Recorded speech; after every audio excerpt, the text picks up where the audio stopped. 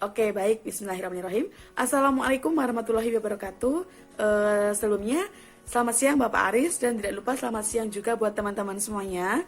Perkenalkan, kami dari kelompok 2 dari Tadris Ilmu Pengetahuan Alam C 2018. Di video ini teman-teman, saya sendiri Vina Junior bersama keempat rekan saya yaitu Erliza Martiwi, Asmaul Husna, Intan Brilianti Sugiono, dan Harismaya Sintia. Di video kali ini kami akan mempresentasikan hasil makalah yang telah kami buat yaitu tentang penelitian korelasi regresi. Begitu ya.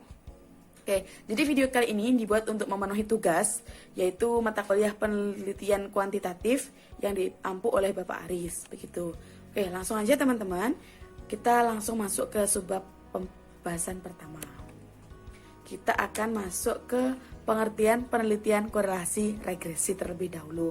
Oke, jadi teman-teman sebelum kita langsung masuk ke inti pembahasannya, aku mau mengajak teman-teman untuk merecall dulu. Kita mau mengingat kembali hal yang cukup penting untuk kita ingat di materi atau pembahasan kali ini, yaitu tentang variabel penelitian. Jadi teman-teman kalau masih ingat, variabel penelitian itu ada dua, yaitu ada variabel independen dan ada variabel dependen. Jadi seperti yang teman-teman ketahui, independen itu pasti identik sama yang artinya bebas. Iya, betul sekali. Yaitu kalau variabel independen itu disebut juga variabel bebas. Kenapa kok disebut variabel bebas? Karena independen itu adalah variabel yang mempengaruhi atau menjadi sebab timbulnya suatu variabel dependen atau variabel terikat. Oke, gitu. Kalau kita tadi udah masuk ke variabel independen, kita lanjut ke pengertian dari variabel dependen. Pasti kalau bebas kebalikannya adalah ya terikat. Jadi variabel dependen itu disebut juga variabel terikat, betul sekali. Jadi kenapa kok bisa disebut variabel terikat? Karena variabel ini adalah variabel yang dipengaruhi atau variabel yang menjadi akibat dari adanya variabel bebas. Jadi kata kuncinya di sini ya teman-teman. Kalau independen itu bebas, yaitu yang mempengaruhi. Kemudian kalau dependen itu yang terikat, yaitu yang dipengaruhi. Begitu, sampai di sini paham teman-teman? Oke, next kita lanjut ke materi yang ditunggu-tunggu, yaitu materi pengertian korelasi. Jadi teman-teman, tentu udah nggak asing lagi ya, kalau korelasi itu pasti ya ini ada hubungannya sama hubungan. Betul sekali. Jadi korelasi itu berasal dari bahasa Inggris correlation, artinya hubungan. Nah, kalau dalam ilmu statistik, korelasi itu diberi pengertian yaitu sebagai hubungan antara dua variabel atau lebih. Jadi variabel itu yang udah kita jelaskan di depan tadi. Oke, hubungan antara dua variabel atau lebih. Jadi antar variabel itu punya hubungan begitu. Kemudian untuk lebih jelasnya, korelasi itu adalah suatu istilah dalam statistika yang memiliki arah dan kuat hubungan antar dua variabel atau lebih, tadi yang dijelaskan di awal. Kemudian analisis korelasi ini merupakan suatu analisis yang sering digunakan oleh para peneliti. Kenapa? Karena peneliti umumnya tertarik terhadap peristiwa-peristiwa yang terjadi dan mencoba untuk menghubungkannya. Jadi peristiwa-peristiwa itu yang ada dihubung-hubungkan melalui penelitian analisis korelasi gitu. Kemudian contoh korelasi. Jadi di sini aku sebutin 3 contoh korelasi, yaitu yang pertama menghubungkan berat badan dengan tinggi badan. Jadi berat badan sama tinggi badan itu bisa diteliti menggunakan korelasi. Kemudian umur dan tekanan darah itu juga bisa diteliti dengan korelasi. Kemudian juga ada motivasi dengan prestasi belajar siswa, itu juga bisa diukur dengan yang namanya korelasi. Gitu ya teman-teman, sampai sini udah paham kan?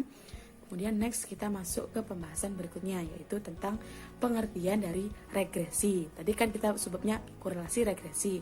Tadi pengertian korelasi udah, kita masuk ke pengertian dari regresi. Kalau regresi itu nggak beda jauh, cuma gini. Kalau korelasi tadi hubungan antara dua variabel atau lebih. Kalau regresi yaitu ketergantungan variabel dependen terikat dengan satu atau bahkan lebih variabel independen atau variabel bebas. Jadi maksudnya gimana ketergantungan itu?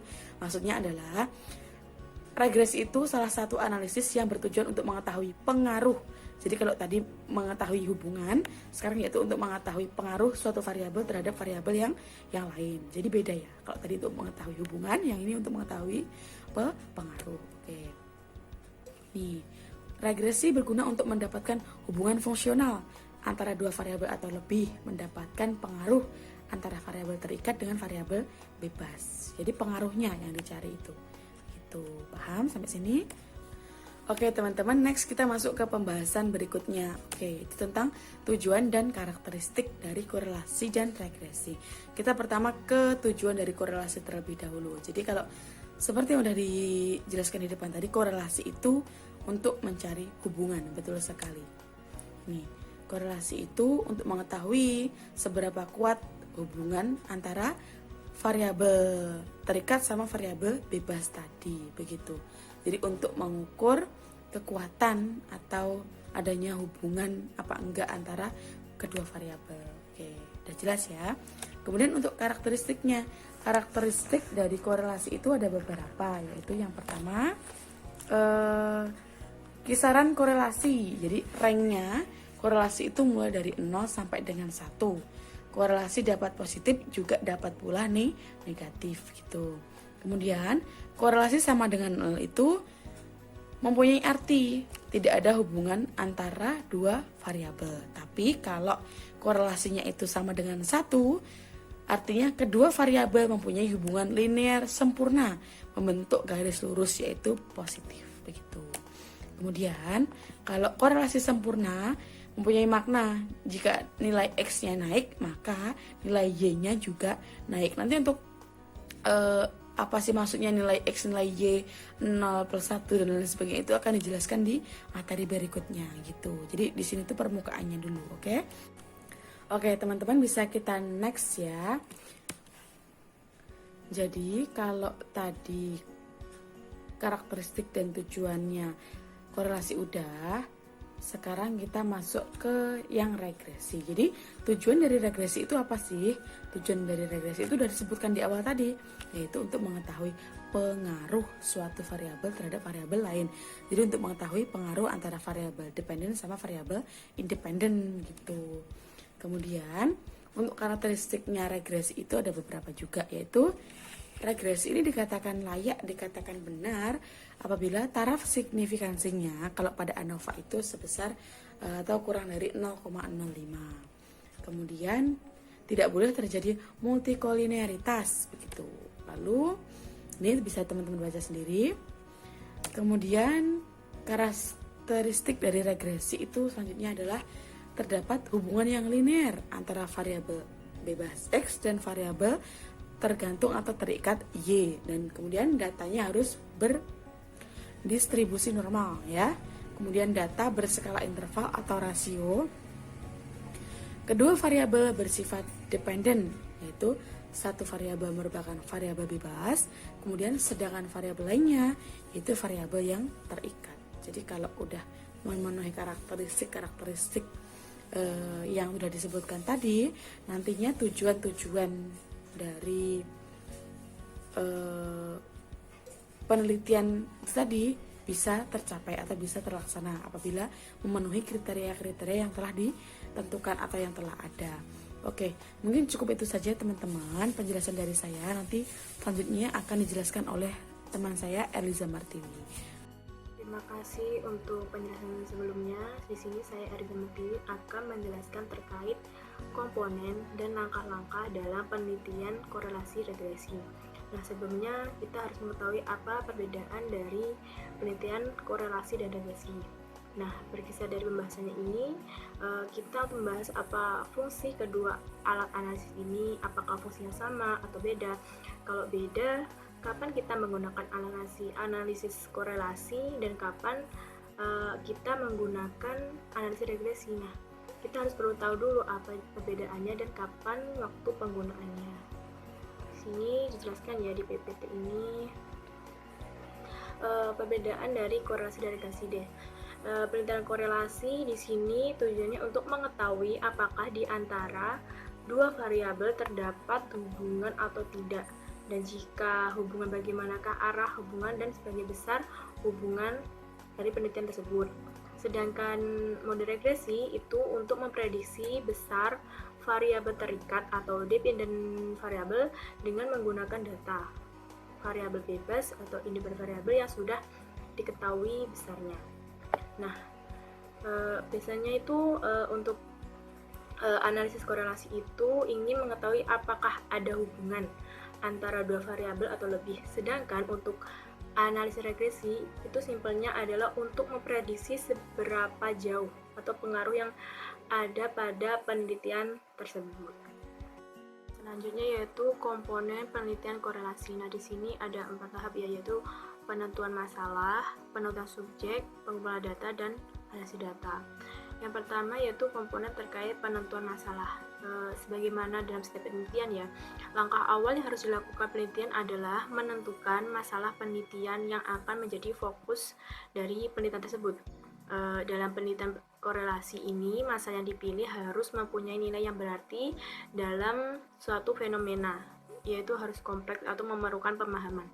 Nah, di samping itu, variabel yang dimasukkan dalam penelitian harus didasarkan pada pertimbangan, baik secara teoritis maupun nalar, bahwa variabel tersebut mempunyai hubungan tertentu atau mungkin ada sebab akibat.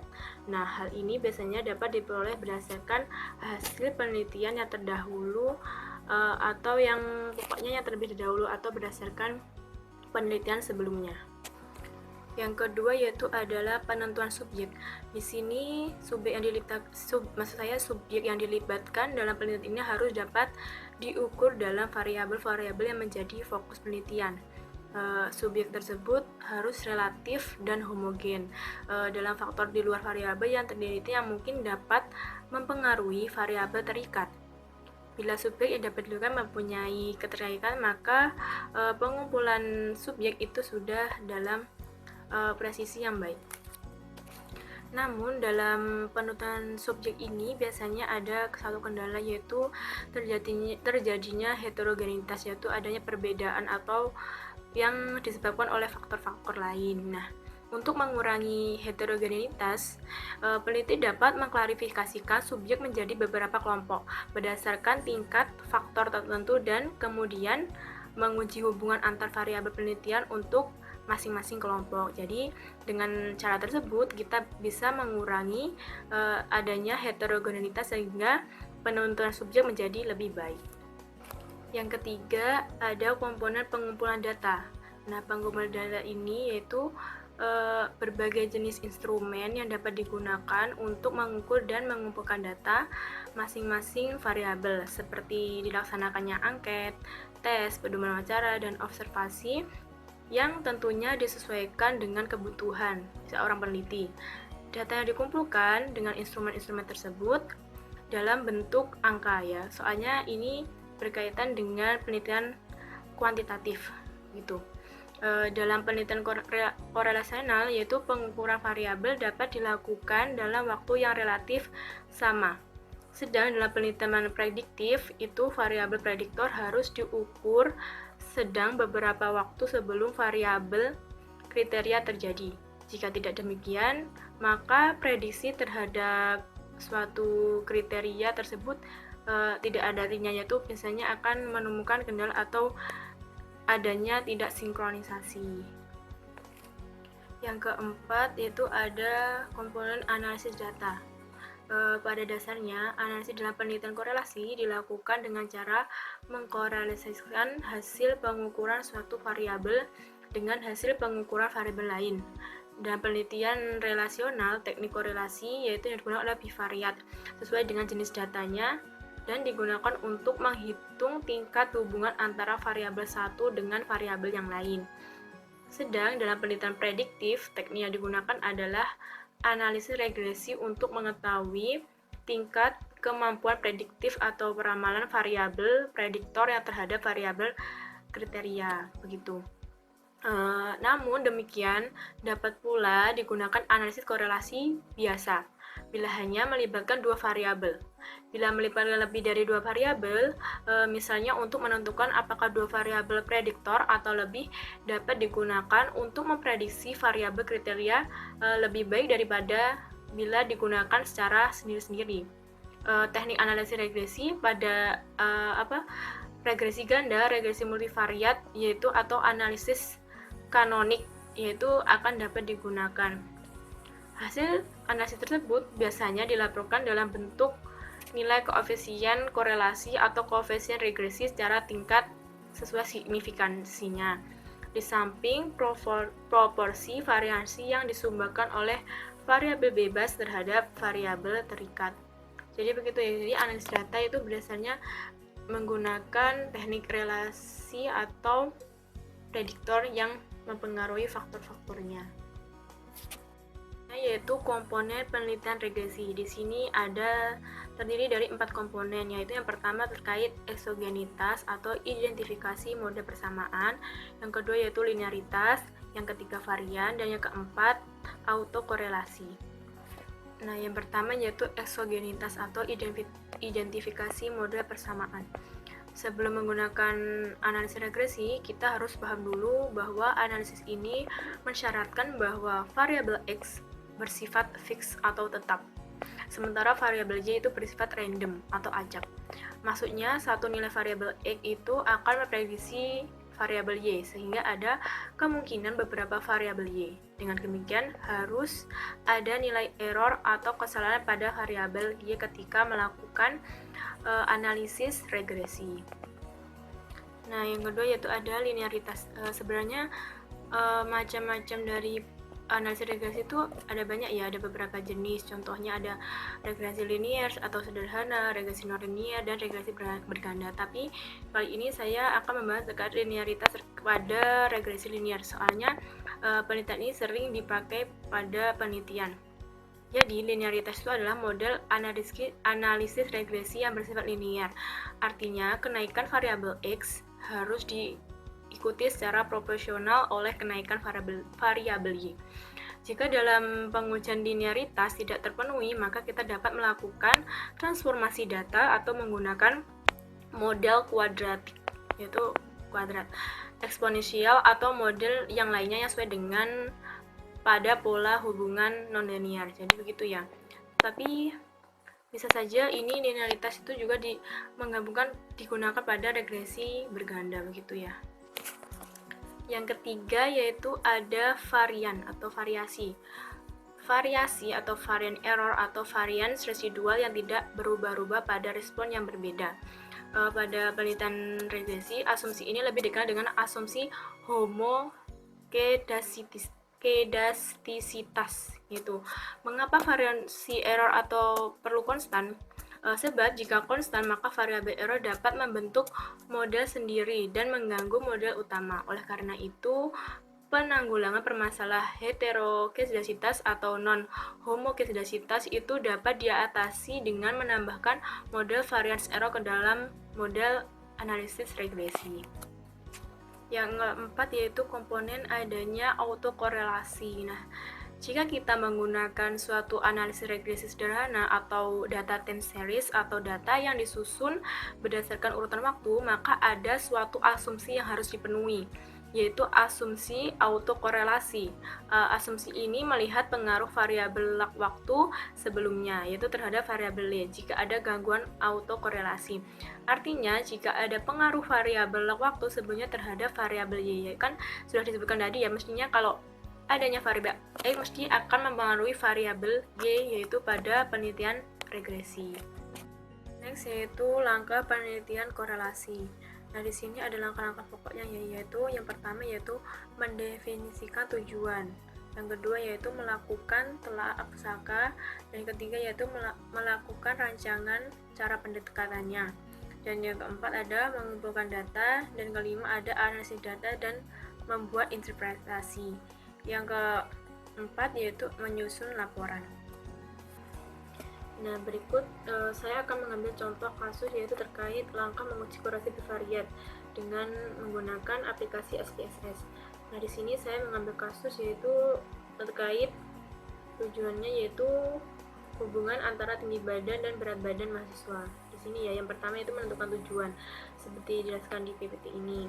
Yang kedua yaitu menentukan hipotesis, yaitu hipotesis awal kita tuliskan yaitu tidak ada hubungan antara tinggi badan dan berat badan mahasiswa. Dan untuk H1 atau hipotesis akhir yaitu dugaan adanya hubungan antara tinggi badan dan berat badan mahasiswa. Setelah itu kita melakukan tujuan dan hipotesis, kita mengumpulkan data. Dari sini saya menggunakan dari survei, yaitu menggunakan Google Form, dan terkumpul satu data di sini ya. Nanti total datanya itu respondennya ada 10. Bisa dilihat di tabel ya. Setelah data terkumpul dan kita analisis, nah kita ini lanjut untuk menentukan taraf signifikansinya. Dan di sini saya menggunakan taraf signifikansi yaitu alfa 0,5% atau setara 5%. Kemudian kita beralih ke input data ke SPSS, yaitu statistik ujinya langkahnya seperti berikut. Yang pertama yaitu input data ke SPSS nya tadi ya, data yang kita kumpulkan tadi yang berupa tabel tadi kita masukkan ke input data SPSS dengan kategori datanya itu scale atau skala. Yang kedua yaitu mengklik menu Analyze, kemudian pilih menu Correlate, kemudian pilih bivariat, lalu input variabel, yaitu variabel X-nya itu tinggi badan dan variabel Y-nya itu berat badan. Kemudian centang flag signifikan, lalu yang terakhir klik OK. Nah, ketika semuanya udah dijalankan, nanti kita akan melihat tingkat signifikansi dapat dilihat dari banyaknya bintang, yaitu bintang terkait percent correlation-nya, begitu ya. Itu ada terkait korelasinya, yaitu tinggi badannya yaitu 0,39. Berdasarkan acuan tabel interpretasi tersebut bahwa hubungan antara tinggi badan dan berat badan mahasiswa adalah rendah atau lemah. Kemudian kita itu ya ada hasil komputasi. Komputasi tadi kan biasanya di output SPS itu keluar banyak itu ya. Kita bisa melihat terkait hasil komputasinya itu. Nah, itu bisa dilihat untuk menentukan keputusan ujinya itu kita bisa melihat dari p-value. P-value-nya itu ya. Nah, p-value-nya tersebut itu menunjukkan 0,018. Nah, karena p-value-nya kurang dari alfa, maka H0 ditolak. Nah, yang terakhir yaitu menentukan kesimpulan. Ketika keputusan ujinya tadi ya, ketika p-value-nya kurang dari alfa, maka H0 ditolak. Berarti kesimpulannya ada hubungan signifikan antara tinggi badan dan berat badan pada mahasiswa. Selanjutnya yaitu langkah-langkah penelitian regresi. Nah, di sini saya mengambil contoh penelitian atau analisis regresi yaitu secara manual.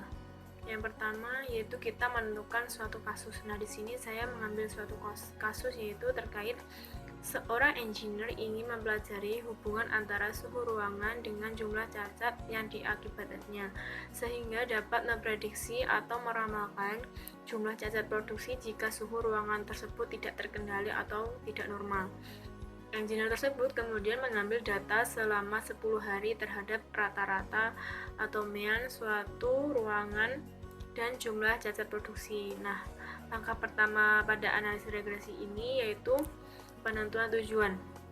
Nah, di sini tujuannya yaitu tadi ya, memprediksi jumlah cacat produksi jika suhu ruangan tidak terkendali. Yang kedua yaitu identifikasi variabel penyebab dan akibat. Di sini kita menentukan yaitu variabel penyebab yaitu variabel X dan variabel akibat yaitu variabel Y. Dan di sini variabel X-nya itu suhu ruangan dan terkait variabel Y-nya itu jumlah cacat produksi. Selanjutnya kita mengumpulkan data yaitu terkait dengan survei list seperti pada tabel berikut ya, itu terkait pada kan penelitiannya dilakukan 10 hari. Nah, ditulis yaitu tanggal 1 sampai 10 dengan rata-rata suhu ruangan dan jumlah cacat produksi pada pabrik tersebut. Selanjutnya kita menghitung X kuadrat, Y kuadrat, dan XY yaitu terkait variabel terikat dan bebasnya itu dan total masing-masingnya. Nah, di situ kita bisa dilihat ya, itu sudah di list itu berapa jumlahnya itu, dari X2-nya itu dari misalnya tanggal 1 yaitu berarti X kuadratnya itu didapat dari 24 kali 24. Untuk Y kuadratnya itu berarti dari jumlah cacatnya atau variabel Y itu berarti 10 kali 10 yaitu menghasilkan Y kuadratnya itu 100. Nah, untuk hasil X, Y itu variabel X dikali variabel Y itu hasil dari itu misalnya tanggal 1 itu 24 kali 10, yaitu variabel X dikali variabel Y. Nah, kemudian kita mentotal semuanya, itu ada sigma totalnya itu pada masing-masing tabel tersebut, yaitu antara variabel Y, X, Y, variabel X kuadrat sama Y kuadratnya itu di total, yaitu menghasilkan sigma totalnya kita bisa lihat pada tabel tersebut. Nah, setelah menghitung dan menganalisis terkait jumlah variabel X dan Y, kita lanjut untuk menghitung A dan B berdasarkan rumus regresi linear ya. Rumus regresi linear itu yaitu Y sama dengan A plus B kali X.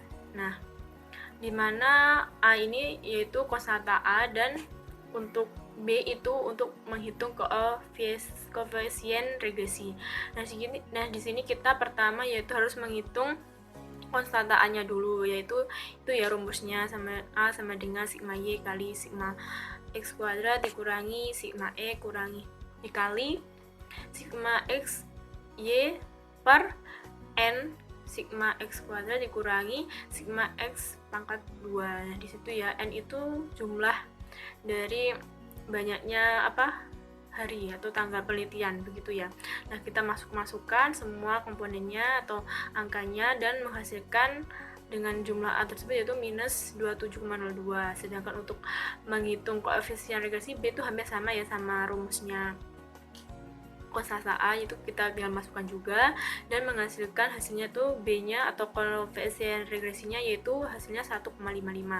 Nah, setelah menghitung konstanta dan koefisien regresi B yaitu kita membuat model persamaan regresinya. Kita masukkan tadi ya untuk rumus regresinya yaitu Y sama dengan A plus B kali X. Nah, kita masukkan Y-nya itu A-nya tadi minus 27,2 dan B yaitu koefisien regresinya itu 1,5 lalu dikali X. Itu ya. Bukan persamaan regresi linear tadi ya, menentukan persamaannya, kita lanjut melakukan prediksi atau prediksi terhadap variabel faktor penyebab dan variabel akibat. Jadi kayak memprediksi faktor penyebabnya variabel X sama variabel Y. Nah, di sini yang pertama kita memprediksi jumlah cacat produksi jika suhu dalam keadaan tinggi, yaitu terkait variabel Y ya. Tadi suhu ruangan berarti variabel Y. Contohnya kita di sini ada mengambil suhunya yaitu 30 derajat. Maka kita masukkan saja rumusnya yaitu Y sama dengan A plus B kali X. Ya, ini dimasukkan tadi minus 27,02 ditambah 1,55 dikali 30, yaitu Y-nya sama dengan 73,53. Nah, di sini jadi suhu ruangan mencapai 30 derajat maka akan diprediksikan akan terdapat 73,5 unit cacat yang dihasilkan oleh produksi tersebut. Jadi lumayan banyak ya begitu dari hasil penelitian ini. Nah, selanjutnya yaitu terkait variabel Y. Variabel Y di sini jika cacat produksi yaitu variabel Y yang diterjemah hanya boleh lebih dari 4 unit. Yaitu kita mengambil suatu prediksi begitu ya. Maka berapakah suhu ruangan yang diperlukan untuk mencapai target tersebut? Nah, kita masukkan ya. Yang dicari berarti ini yang Y. Berarti Y-nya dimasukkan tadi 4 dikurangi 27,2 plus 1,5X. Nah, kita asumsikan harus dijumlahkan tersebut. Nah, X-nya di sini kita menghasilkan yaitu 20. Jadi prediksi suhu ruangan yang paling sesuai untuk mencapai target cacat produksi adalah sekitar 20 derajat Celcius. Jadi untuk meminimalisir tadi ya kan ditargetkan hanya oleh 4 unit untuk mencapai keamanan tersebut, kita berarti suhu yang ruangan atau yang digunakan pada produksi tersebut yaitu berkisar antara 20 derajat Celcius gitu. Oke, terima kasih sudah selesai penjelasan dari saya. Apabila ada kurang lebihnya saya mohon maaf, mungkin ada salah kata atau salah tingkah, saya mohon maaf. Selanjutnya materi akan disampaikan oleh rekan saya. Terima kasih. Assalamualaikum warahmatullahi wabarakatuh. Selanjutnya bersama saya Asma Lusna. Di sini saya akan membahas tentang model penelitian korelasi regresi. Model penelitian korelasi. Yang pertama, penelitian hubungan. Penelitian hubungan relasional atau korelasi sederhana digunakan untuk menyelidiki hubungan antara hasil pengukuran terhadap dua variabel yang berbeda dalam waktu yang bersamaan. Penelitian ini bertujuan untuk menentukan tingkat atau derajat hubungan antara sepasang variabel atau bivariat. Yang kedua, Penelitian prediktif. Brock dan Gale dalam Abidin mengatakan bahwa penelitian korelasi jenis ini memfokuskan pada pengukuran terhadap satu variabel atau lebih yang dipakai untuk memprediksi. Penelitian ini sebagaimana penelitian relasional melibatkan perhitungan korelasi antara suatu pola tingkah laku yang kompleks, yakni variabel yang menjadi sasaran prediksi atau yang diramalkan kejadiannya disebut dengan kriteria, dan variabel yang diperkirakan berhubungan dengan kriteria yakni variabel yang dipakai untuk memprediksi disebut dengan prediktor. Teknik yang digunakan untuk mengetahui tingkat prediksi antara kedua variabel tersebut adalah teknik analisis regresi yang menghasilkan nilai koefisien regresi yang dilambangkan dengan huruf R. Yang ketiga, korelasi multivariat. Korelasi multivariat adalah teknik untuk mengukur dan menyelidiki tingkat hubungan antara kombinasi dari 3 variabel atau lebih. Ada beberapa teknik yang digunakan, yaitu teknik regresi ganda dan korelasi kanonik. Selanjutnya, model penelitian regresi. Analisis regresi merupakan salah satu teknik statistik yang digunakan secara luas pada ilmu terapan untuk menyelesaikan masalah sebab dan akibat. Analisis regresi tersebut merupakan suatu metode yang digunakan untuk menganalisis hubungan antara variabel yang terbentuk dalam satu persamaan atau regresi. Regresi memiliki bermacam bentuk model seperti regresi linier sederhana dan regresi linier berganda. Yang pertama, analisis regresi linier sederhana merupakan metode analisis statistik yang digunakan untuk menjelaskan adanya hubungan antara variabel bebas atau independen dengan satu variabel respon atau dependen, di mana hubungan yang terjadi antara variabel bebas dengan variabel respon dianggap bersifat linear. Model yang bersifat linear dalam parameter dan linear dalam variabel bebas ini memiliki kurva pendekatan berupa garis lurus. Pengamatan Y, nilai suatu X merupakan variabel acak dengan nilai harapan untuk Y pada setiap X dapat ditingkatkan sebagai berikut, seperti yang ada di PPT. Yang kedua, analisis regresi linier berganda.